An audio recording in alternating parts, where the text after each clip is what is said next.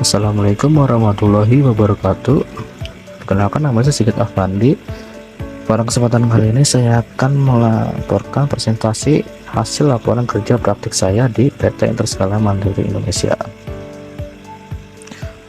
yaitu mencakup profil perusahaan, alat utama, kegiatan selama kerja praktik, proses kalibrasi, prinsip kerja, studi kasus, kompetensi yang diperoleh, dan karakter penutupnya. Pertama, profil perusahaan. PT Interskala Mandiri Indonesia merupakan perusahaan yang bergerak di bidang alat ukur industri, terutama yang berkaitan dengan sistem penimbangan digital.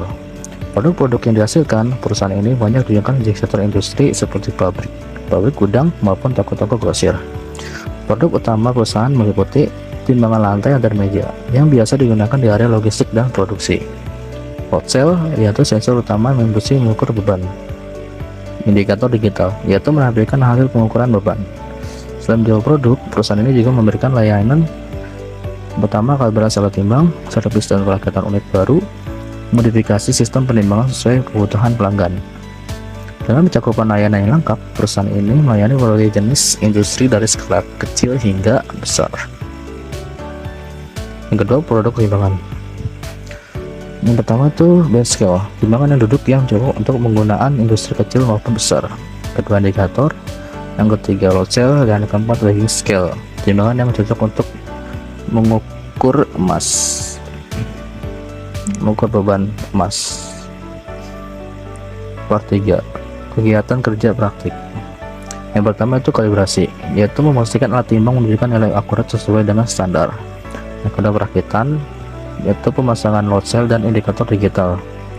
Yang ketiga itu uji fungsi dan troubleshooting, atau mengidentifikasi dan memperbaiki masalah teknis pada sistem penimbangan. Nah, ini ya, yang pertama kalibrasi dan perakitan.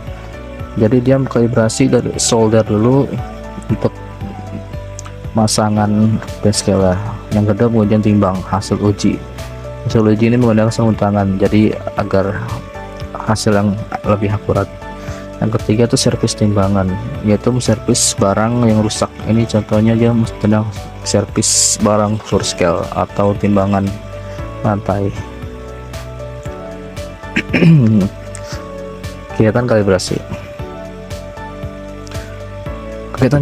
Yang pertama itu persiapan alat, menggunakan alat timbang standar yang telah tersertifikasi. Yang kedua, pemeriksaan awal, mengecek apakah tombol, layar, dan indikator bekerja normal.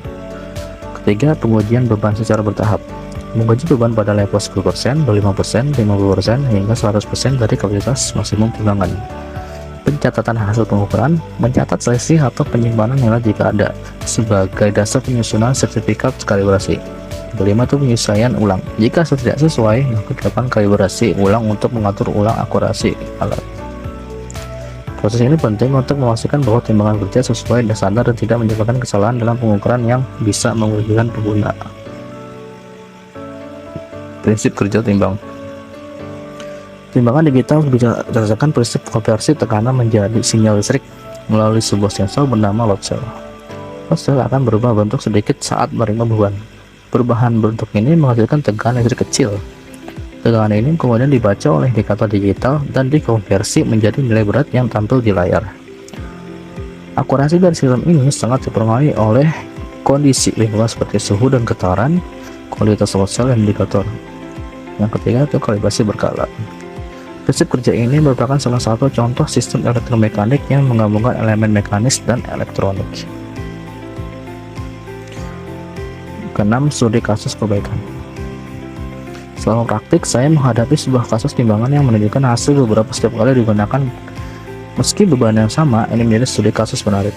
Masalahnya, timbangan error dengan kode R03, yaitu nilai berat berubah-ubah meskipun tidak ada perubahan beban, atau disebut kita drifting. Diagnosisnya, ternyata kabel dari selalu longgar sehingga sinyal tidak stabil. Selain itu, indikator digital perlu direset ulang atau dikalibrasi ulang. Solusinya apa? Solusinya itu mengencangkan kabel load cell, melakukan reset pada sistem indikator atau kalibrasi ulang juga. Hasilnya, timbangan kembali menunjukkan nilai yang akurat dan stabil. Nah, pada kasus ini menunjukkan pentingnya pemeriksaan detail dan pemahaman rangkaian sinyal pada sistem alat ukur. 7. Kompetensi yang diperoleh. Beberapa kompetensi yang sering aku les dalam mengerti listrik ini antara lainnya yaitu pemahaman sistem elektromekanik, bagaimana komponen mekanis dan elektronik saling terintegrasi, kemampuan kalibrasi alat ukur digital sesuai dengan prosedur standar industri.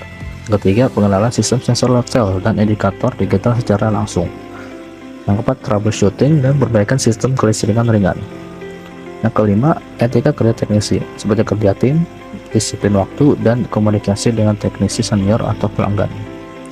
Semua ini menjadi bekal penting untuk memasuki dunia kerja setelah lulus kuliah. Penutup,